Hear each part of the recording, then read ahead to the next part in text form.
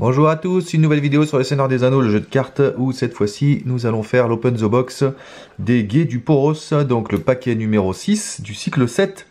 Donc ce cycle 7 qui se termine donc avec ce paquet que je viens de recevoir comme d'habitude, hein, donc pas de spoil.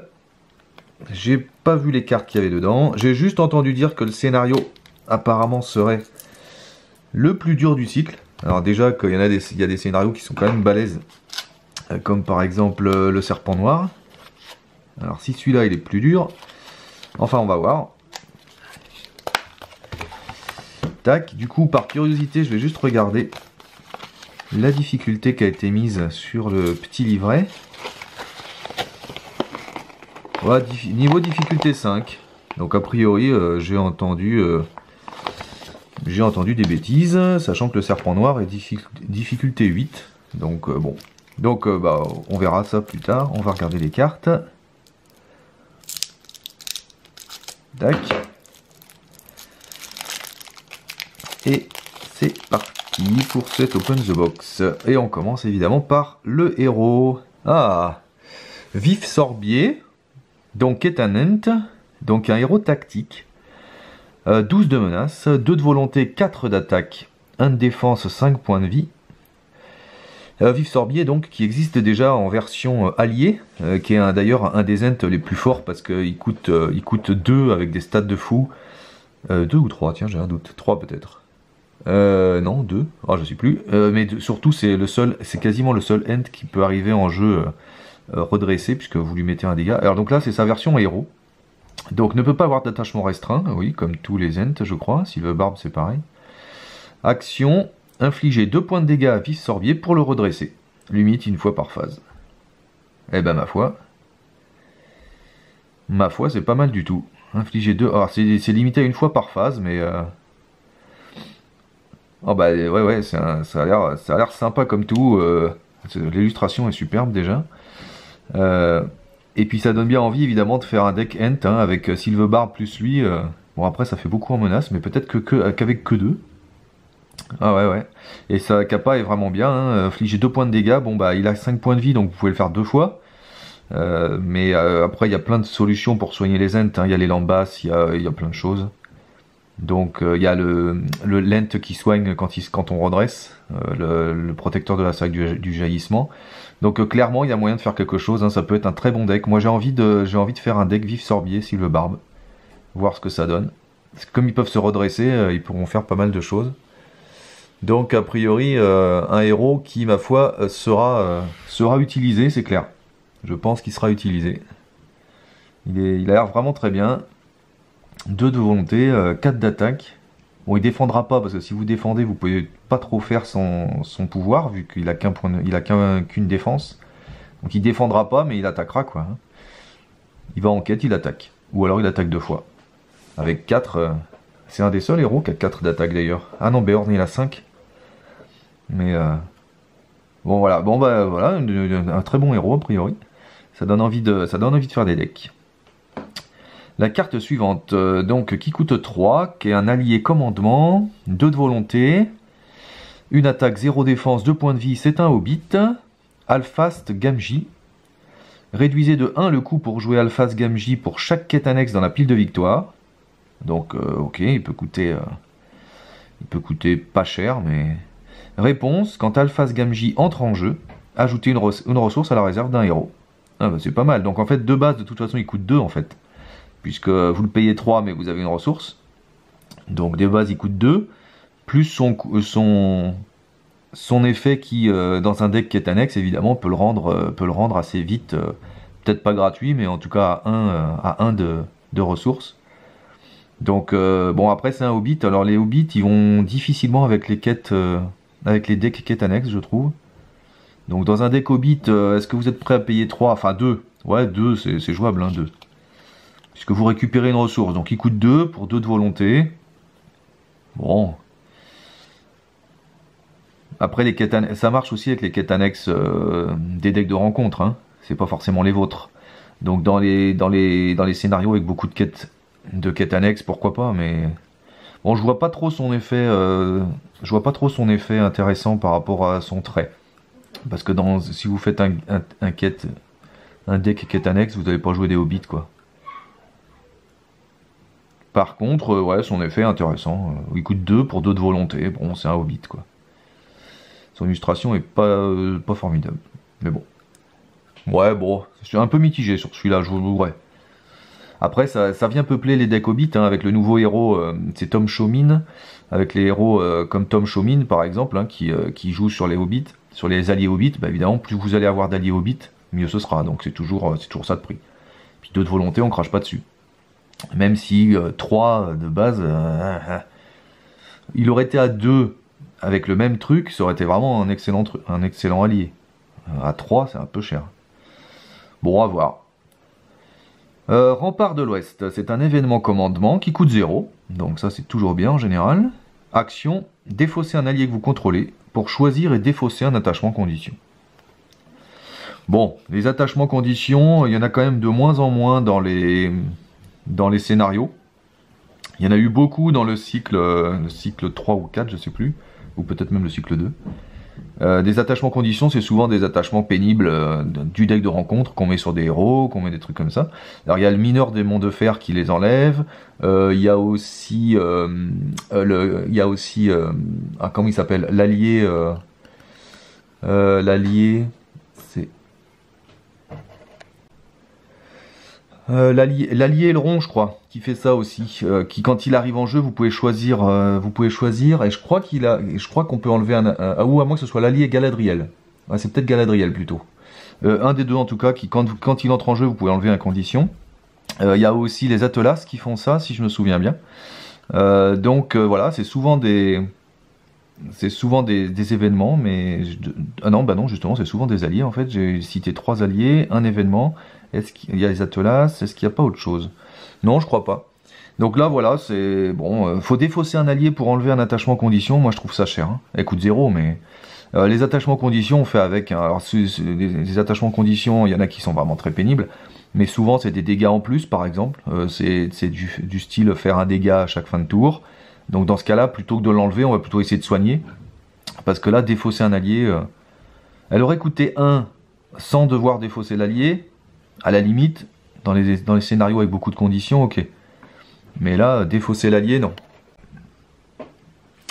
Voilà, donc ça, ouais, c'est un peu cher pour moi, je trouve. Défausser un allié, c'est trop, quoi. Quitte à défausser un allié, autant jouer les alliés qui enlèvent les conditions, comme le mineur des monts de fer, par exemple. Ouais, ça me paraît cher. Je vois pas trop l'utilité de cette carte en fait. Vous jouez ça, ça vous prend de la place dans le deck, et en plus vous perdez un allié pour enlever un truc condition. Non, c'est trop cher. C'est trop cher à mon avis. Bon, carte suivante, le gardien Béornide. C'est un Béornide. Ah bah tiens, c'est le deuxième Béornide qu'on a. Le premier c'était celui avec le miel là. Comment il s'appelle? L'apiculteur Béornide. Donc il coûte 3, c'est un allié tactique. 0 de volonté. Bon. 3 attaques, 1 défense, 3 points de vie, ok. Réponse. Quand un ennemi est détruit lors d'une attaque à laquelle participe le gardien Béornide, défaussez ce dernier pour placer X marqueurs de progression sur un lieu, X étant la menace imprimée de l'ennemi détruit. D'accord. Donc il compense son manque de volonté par le fait que quand il attaque un ennemi, enfin quand il détruit un ennemi, vous pouvez placer X marqueurs de progression sur un lieu. Ouais, X étant là. Bon, après, c'est une réponse, vous n'êtes pas obligé de le faire. Vous pouvez le garder pour juste attaquer. Il attaque à 3, c'est une bonne attaque. Il a 3 points de vie, c'est pas mal. Bon, par contre, il coûte 3. Ça commence à faire chéro. Et puis l'effet, vous le ferez vraiment, si vraiment vous avez un lieu qui vous enquiquine, vous pouvez en profiter pour faire l'effet. Mais ça veut dire le perdre quand même. Après, avec Irgon, par exemple, vous pouvez le faire venir à 2. Donc avec Irgon, à 2, ça commence à être bien. Vous avez un 3 d'attaque, 3 points de vie. 3 points de vie, c'est toujours bien, hein, parce qu'on peut mettre des archeries dessus, par exemple. Hein. Un archerie 2 là-dessus, voilà, ça sauve hein, quand même. Hein. Donc ouais, c'est un allié correct, mais c'est pareil, sa réponse me paraît chéro, quoi. Hein. Faut quand même le défausser. Hein. Puis c'est un Béornide. Alors qu'est-ce qui fait revenir un Béornide? Ben rien. Y a pas. Voilà, ça veut dire qu'il faudra. Il reste dans la défausse, ou alors vous le faites revenir avec une autre carte. Mais bon, Après, les stats, bon, les stats, c'est un allié tactique de base, hein. Il attaque à 3, il a 3 points de vie, voilà. Après, j'aime bien son illustration. Mais bon, ouais. Si, c'est pas mal. C'est pas ultime, mais bon, ça me paraît cher quand même. Sauf avec Irgon, éventuellement. Mais ça, ou alors, si, oui, si, vous pouvez le faire venir aussi avec le Prince Imraïl, à la limite. Ah oui, avec le Prince Imraïl, là, c'est pas mal. Vous le faites venir pour 1 avec l'effet du Prince Imraïl. Vous profitez de son attaque. Et du coup, vous le défaussez. Au lieu qu'il revienne dans votre main, vous le défaussez pour en plus mettre des marqueurs sur un lieu. Pourquoi pas? Pourquoi pas? Avec le Prince Imraïl aussi. Oui, il y a moyen de faire quelque chose. Bon, après, il faut que la menace de l'ennemi soit intéressante. Parce que généralement, les menaces d'ennemis, c'est 2, 3. C'est rarement au-delà. Donc, pour placer 2 marqueurs ou 3 marqueurs, c'est peut-être un peu cher payé. Mais enfin, 3 marqueurs, ça peut enlever un lieu. Hein. Ouais, c'est pas... Ouais, pourquoi pas. Pourquoi pas. Alors, toujours tactique, c'est un attachement cette fois-ci. Ah, c'est un piège. Cool, un nouveau piège. J'aime bien les pièges. Il coûte 1, suivi. Alors, l'illustration, j'aime beaucoup l'illustration déjà aussi.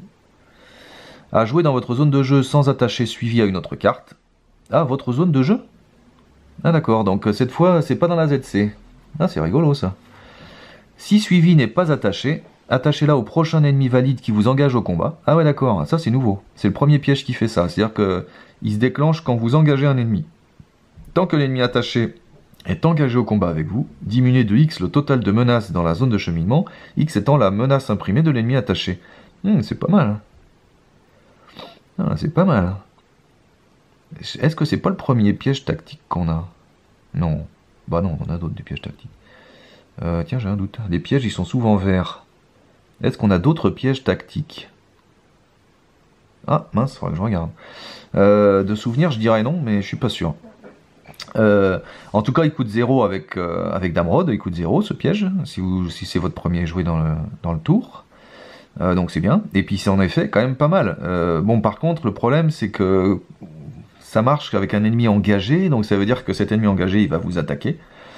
Et du coup, si vous voulez profiter de l'effet, il faut que l'ennemi reste engagé. Si vous le détruisez, voilà. Donc c'est un peu bête parce que, en général, quand vous engagez l'ennemi, bon, sauf deck fait pour, mais vous avez envie de le tuer juste après, donc vous n'allez pas faire l'effet, ou alors vous allez le faire un tour. Vous le gardez engagé un tour pour faire l'effet, le tour d'après. Ouais, c'est pas forcément super facile à jouer, je pense. Faut vraiment un deck prévu pour garder l'ennemi. Mais des decks prévus pour garder l'ennemi, c'est des decks du Nedin, hein, généralement. Ou alors vous allez le faire sur un petit ennemi qui reste engagé, c'est pas très grave s'il reste engagé s'il est petit, sauf que généralement les petits ennemis ils ont pas une menace imprimée énorme, donc ça sert pas à grand chose. Ouais, donc c'est rigolo, mais je vois pas trop bien comment le jouer facilement, quoi. Parce que garder un ennemi après, ou alors vous pouvez mettre aussi un danger de la forêt sur l'ennemi, et comme ça c'est permanent, et puis mais ça fait 2 pièges pour un ennemi, c'est pas forcément facile à jouer. J'aime bien la carte, mais je la vois pas facilement jouer quand même. Parce que garder un ennemi, c'est toujours embêtant, quoi. D'un autre côté, c'est plus facile à... C'est pas totalement au hasard. Les pièges qu'on met dans la ZC, des fois, on prend un ennemi tout ridicule, on n'a pas besoin de le mettre dans le piège, sauf que, comme c'est le premier ennemi qui arrive, pof, il est dans le piège, et ça nous fait suer d'avoir bousillé un piège pour ça. Celui-là, au moins, comme il est dans votre zone de jeu, et que vous prenez l'ennemi qui est engagé, vous pouvez un minimum choisir l'ennemi qui va aller dans le piège. Mais encore une fois, comment garder cet ennemi pour que ce piège soit efficace? Parce que diminuer de X le total de menaces dans la zone de cheminement, vous avez envie de le faire avec un X qui est grand. Donc avec un ennemi qui a beaucoup de menaces. Mais les ennemis qui ont beaucoup de menaces, en général, c'est aussi ceux qui attaquent beaucoup, ou qui sont forts. Donc, faut pouvoir le défendre, faut pouvoir le tenir. Bon, ça reste difficile. Ou alors, ça, plus danger de la forêt. Ça commence à être usine à gaz, hein, pour un ennemi. Bon, donc j'aime bien l'illustration par contre, elle est vraiment jolie. Un piège difficile à jouer, je pense. Mais sympa. J'aime bien l'effet. Ensuite, fuite en mer. C'est un événement énergie. Vous ne pouvez jouer cette carte que si vous contrôlez un héros Noldor ou Sylvain. Donc ça, c'est toujours les cartes. En général, c'est des cartes puissantes qui demandent 2 traits. Mais Doldor ou Sylvain, ça va, hein, Celeborn, j'avais un deck Celeborn Galadriel, bon ben, ou Celeborn Arwen, et c'était fini. Organisation, action. Mélanger dans le deck de rencontre un exemplaire de Vent de la Mer mis de côté. Ah, alors ça doit être une carte plus loin, ça. Ouais, c'est celui-là, ok. Ensuite, retirer fuite en mer de la partie. Ah, donc ça fait partie des cartes, c'est la deuxième carte qu'on a. Je pensais qu'ils avaient laissé tomber l'idée, mais c'est la deuxième carte qu'on a qui permet de mélanger une de nos cartes dans le deck de rencontre. La première, c'était un rôdeur, je me rappelle plus de son nom, c'est pas rôdeur du Cardolan, c'est un allié, c'est un rôdeur de quelque chose qui a des bonnes stats et qui va dans le deck de rencontre, et en fait quand on le tire, bah voilà, il va dans le deck de rencontre, et quand on le tire, il vient avec nous. Donc là, c'est la deuxième carte qui fait ça. Ça coûte 2, donc j'espère que la carte, on va la regarder tout de suite, la carte Vent de la Mer est puissante, parce que sinon, ça vaut pas le coup. Hein. Donc on va regarder tout de suite la carte Vent de la Mer. Donc cette carte permet de mélanger celle-ci dans le deck de rencontre. C'est pour ça qu'elle n'a pas de coût, parce que celle-ci, elle a un dos de deck de rencontre. Celle-ci va aller dans le deck de rencontre, Vent de la Mer. Rencontre, donc. Elle n'a pas renfort. L'allié qu'on pouvait mélanger dans le deck de rencontre, il avait renfort, donc c'était pénible. Non seulement vous pourriez, quand vous le tirez, il y a toujours une carte deck de rencontre. Et par contre celle-ci non. Donc quand vous le tirez, c'est tout bonus quoi. Une fois révélé, redressez chaque héros engagé dans la quête et retirez Vent de Mer de la partie. Alors ouais, l'effet est pas mal. L'effet est pas mal, mais même chose. Ah, il y a un effet ombre, ça c'est cool. Redresser le personnage défenseur. Ah, ça c'est pas mal, parce que dans l'allié qu'on avait, il n'avait pas d'effet ombre. Oui, forcément c'est un allié, donc il vient avec nous. Mais justement, quand on le mettait en effet ombre, bah, il partait en fait. Alors que là, au moins, même en effet ombre, elle a quelque chose, donc ça c'est pas mal. Donc elle est peut-être plus intéressante que l'allié neutre qui faisait la même chose. Maintenant, une fois révélé, redresser chaque héros dans la quête, donc ça c'est bien, hein. Quand vous tirez cette carte, vous avez ça, oh cool, redresser chaque héros dans la quête, donc là, ils comptent toujours leur volonté, hein, mais il faut juste... Donc du coup, elle est pas mal, ouais. Là, pour le coup, ça m'incite plus à jouer ça que l'autre carte qui faisait la même chose. Maintenant, ça vous coûte 2, hein. Faut prendre cette carte. Alors celle-ci, elle va pas dans le deck, hein. Elle va pas dans votre deck, hein. Donc vous avez ces 3 cartes à côté, hein. Vous avez votre deck de 50 cartes, donc avec celle-ci. Et quand vous jouez celle-ci, hop, vous prenez une de ces cartes et vous la mettez dans le deck de rencontre. Donc avec un Énamars Chantrivière ou un truc comme ça, qui peut voir ce qui va arriver, vous pouvez la jouer un peu plus efficacement en fait. Vous allez, quand vous voyez qu'elle va tomber, vous engagez tous vos héros, hop, elle tombe, vous redressez, et puis vous avez... Donc effectivement, un peu mieux que l'allié qui faisait la même chose. Un peu mieux, je pense. Là, en plus, elle a un effet ombre sympa. Donc là, pour le coup, j'ai plus envie de la jouer que l'allié. Mais il faut ça. Puis payer 2 pour faire cet effet-là qui arrivera pas forcément. Bon, au moins, elle a 2 effets. Ça, c'est bien. Alors, le seul truc qui peut vous faire suer, c'est qu'il y a certaines quêtes qui demandent de défausser des cartes pour trouver un ennemi, pour trouver un lieu, ce genre de truc. Alors là, quand elle est défaussée, celle-ci, elle fait rien du tout. Hein. Mais bon, c'est le seul moment où elle vous fera rien. Alors, c'est quand même rare. Tandis que... Ouais, c'est pas mal. J'aime bien. C'est mieux que la dernière fois. Et s'ils font des cartes comme ça puissantes qui se mettent dans le deck de rencontre, plus on en aura dans le deck de rencontre, mieux ce sera, parce que forcément, on aura plus de chances de les tirer. Donc si on commence à en avoir pas mal, ça peut être intéressant. Pour l'instant, on en a que 2. Enfin, 2 x 3. Alors, la suite. Donc, le rôdeur d'Emin Arnen, c'est un allié connaissance, qui coûte 2, donc ça va. Kegondor et rôdeur, 0 de volonté, une attaque, une défense, 2 points de vie, pas génial. Donc j'espère que son effet est bien. Réponse, quand le rôdeur d'Emin Arnen s'engage dans une quête, choisissez un ennemi ayant un attachement piège. Jusqu'à la fin de la phase, le rôdeur d'Emin Arnen gagne X volonté, X étant la menace imprimée de l'ennemi choisi. Ah ouais, c'est pas mal. Ouais, c'est rigolo. C'est rigolo. Ouais, c'est pas mal. Il a 0 volonté, mais il gagne sa volonté si vous avez des pièges. Donc c'est pas mal, j'aime bien moi.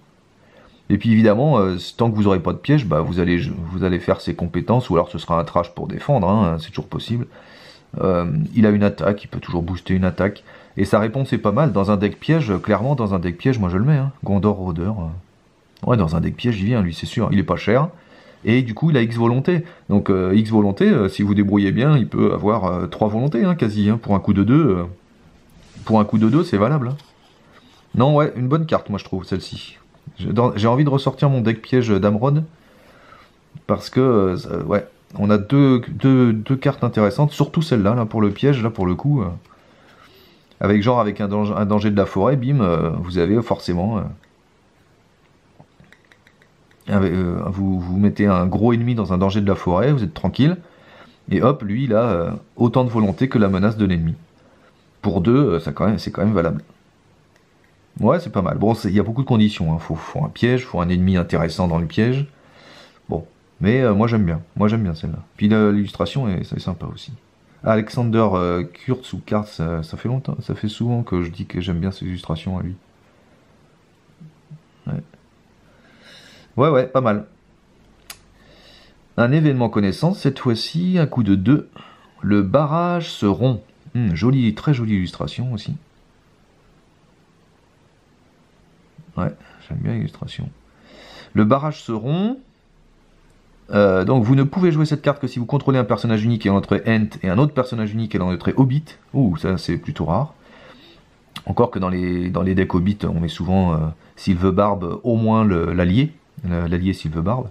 Donc ça marche, hein, puisque c'est que sur les personnages, hein, c'est pas forcément sur les héros. Contrairement à Fuite en mer. Donc voilà, hein, vous avez votre deck Hobbit et vous avez sorti Sylvebarb. Vous pouvez jouer cette carte. Redresser chaque personnage Ent blessé que vous contrôlez. Et ouais, c'est pas mal aussi. C'est pas mal aussi. Bah, du coup, évidemment, ça va bien avec Vissorbier, le héros, puisque quand vous le blessez, vous pouvez le redresser. Il fait quelque chose, vous jouez cette carte, il se redresse encore, il fait quelque chose, il peut attaquer jusqu'à 2-3 fois. Pareil avec Sylvebarb, hein, quand vous le blessez, vous pouvez booster sa volonté ou sa défense, je crois. C'est sa défense ou son attaque, je sais plus. Mais du coup, pareil. Hein. De toute façon, les Ents, les blessés, c'est facile. Hein. Tous leurs effets sont avec les blessures. Donc, même Vif Sorbier allié, quand vous le faites entrer en jeu, vous le blessez pour le redresser, et vous jouez cette carte, il se redresse encore. Ouais, c'est bien. Pour 2, c'est pas mal. Hein. Quand vous avez 2-3 Ents sur la table, ça peut être efficace. Hein. Pour 2... moi je pense que ça les vaut le 2 là. Là ça les vaut. Bon par contre il faut un personnage ayant le trait Hobbit. Donc ça c'est la contrainte. Parce que des personnages ayant le trait Hobbit, il faut un deck Hobbit quoi. Ouais. Ouais c'est pas mal, c'est une bonne carte. Et enfin un attachement neutre. Tiens. Il n'y a qu'une carte. Oui il n'y a qu'une carte énergie. Attacher cette carte à un héros, donc n'importe quel héros, un par héros et un par deck. Ah ouais mince. On peut le mettre qu'une fois. Action, incliner l'anneau magique et augmenter de 1 votre niveau de menace pour choisir une option. Soigner un point de dégâts, ajouter une ressource à la réserve du héros attaché, ou redresser le héros attaché. Oh la vache, l'effet il est puissant. Ah ouais. C'est un artefact objet anneau. Ouais, dommage, évidemment une fois par deck, hein. Donc ça veut dire qu'il n'y a qu'un de vos héros qui aura ça. Mais l'effet est puissant, hein. Vous pouvez soit soigner un point de dégâts, soit ajouter une ressource, soit redresser. C'est un courage inattendu en mieux, parce que le courage inattendu il coûte 2, mais il est 2 énergie, lui il coûte 2, en neutre, donc vous pouvez le payer avec n'importe quoi, et de toute façon il peut redresser le héros attaché. Donc c'est un courage inattendu qui fait d'autres trucs. Donc c'est une super carte. Bon évidemment elle est limitée par un par deck. Alors est-ce qu'il y a des cartes qui vont chercher les artefacts? Je ne me rappelle plus mais je crois que ça existe. Je crois qu'il y a des cartes qui vont chercher les artefacts. C'est pas un allié qui fait ça? Je sais plus. Mais du coup voilà faut le piocher. Mais si vous le piochez, moi je crois que je vais le mettre dans mon deck là, celui-là. De toute façon un par deck, et donc de toute façon, voilà, hein, vous l'avez pas, mais un par deck, Je vais peut-être même le mettre dans chacun de mes decks actuels. Donc le deck monture et le deck Galadriel, Erkambrand et puis Éowyn. Et comme ça, bah, je l'ai, c'est tout bénef. Hein. Je crois même que je vais remplacer le courage inattendu par cette carte. Ah ouais, c'est super. Voilà pour les cartes joueurs. Donc au niveau, bon, c'est pas un paquet merveilleux, mais il y a des bonnes cartes. Bon, bah évidemment le héros. Le héros Vif Sorbier, bah, lui, c'est clair qu'il il est très bon. On a envie de l'essayer. Moi j'aime beaucoup l'anneau magique, hein, je crois que c'est clair que l'anneau magique c'est un courage inattendu en mieux, donc franchement c'est super. Donc lui, excellente carte, en plus très bonne illustration et vraiment sublime. Le rôdeur d'Emin Armen que j'aime beaucoup. Voilà, c'est vraiment les 3 cartes que je retiens du paquet. Le piège, on l'a dit, pas forcément facile à utiliser, mais il peut être sympa. Le gardien, c'est pas le meilleur allié tactique que vous aurez, je pense. Ça, c'est trop cher à mon avis. Le allié Hobbit, moyen. Et puis ces 2 cartes, celle-là, c'est une bonne carte, mais dans un deck spécifique. Hein. Par contre, celle-là, bah, ça se tente, moi je dis. Moi je dis ça se tente, celle-là maintenant. Autant le premier effet n'était pas génial. Par contre, ce qui est pénible, c'est que ces cartes-là, elles sont spécifiques à une carte. C'est-à-dire que j'aimerais bien une carte générique qui... Bah, je vais vous faire voir les autres. Je vais les chercher, je vais vous faire voir les autres. Voilà, j'ai retrouvé l'autre paire de cartes qui fait la même chose. Hein. Donc, avec cette carte-là, Appel des Rôdeurs, vous allez pouvoir mettre cette carte-là dans le deck de rencontre. Comme je vous disais, c'est le Rôdeur du Nord. Hein. Comme je vous disais, elle est moins bien parce qu'elle a renfort. Donc, ça veut dire que quand vous la tirez... Donc vous avez un allié, ok, mais elle a renfort, donc vous allez quand même avoir une carte du deck de rencontre. Donc, par contre, une fois révélée, le premier joueur, elle a un effet une fois révélée, hein, donc le premier joueur prend le contrôle de cette carte, et en plus inflige 2 points de dégâts à un ennemi, ou alors 2 marqueurs de progression sur un lieu. Donc c'est un effet sympa, mais elle n'a pas d'effet d'ombre, donc si elle part en effet ombre, bah tant pis pour vous, et voilà, et elle a renfort. Et donc la carte qui permet de mélanger celle-ci, c'est celle-là. Appel des Rôdeurs. Elle coûte 1, c'est un commandement, il faut un héros du Nuda. Voilà. Donc, celle-ci, c'est la même chose, hein, sauf que elle coûte 2, celle-ci. Et comme je vous l'ai dit, hein, cette carte-là, à mon avis, est plus intéressante à mettre dans le deck de rencontre que celle-là. C'est dommage, par contre, qu'il faille des cartes spécifiques pour mélanger ces cartes. Moi, j'aurais mieux aimé une carte générique qui dit mélanger une carte rencontre dans le deck de rencontre. Et comme ça, on peut choisir laquelle on mélange, soit celle-ci, soit celle-là. Là, si vous voulez mélanger celle-là, il faut que vous jouiez celle-ci. Si vous voulez mélanger celle-là, il faut jouer celle-là. Jouer les 2 cartes, vouloir faire les 2 dans le même deck de rencontre, ça veut dire que dans votre deck, vous avez celle-ci et celle-là.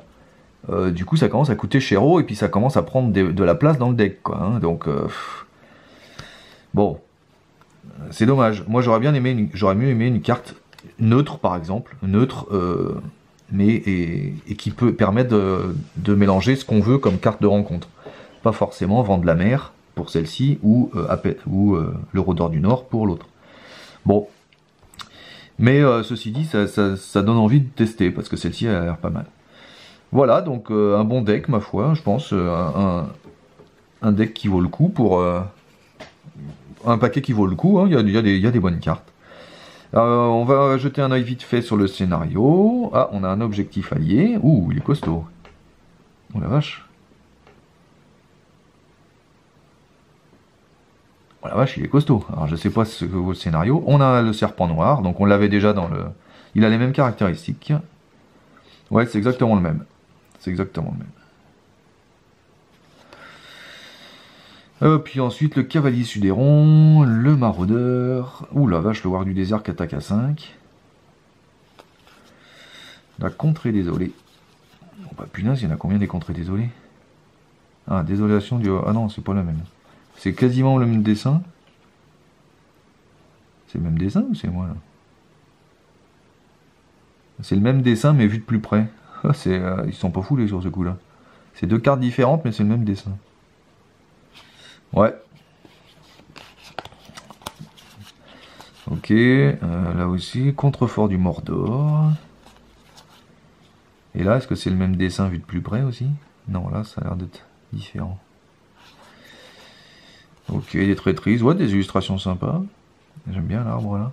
Et après, une quête annexe, tiens. Donc, 1, 2, 3, 4 cartes. Donc le serpent noir, quand vous êtes rendu là, il commence à piquer. Hein. Par contre, il y a plusieurs 3, donc ça va être un scénario à embranchement. Ça peut être sympa.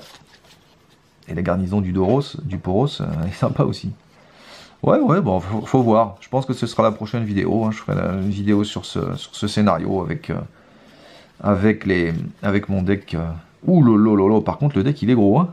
On met tout là. Ouais, punaise, c'est dingue ça.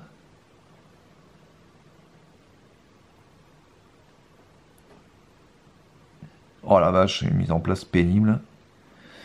Ah non, c'est la 4.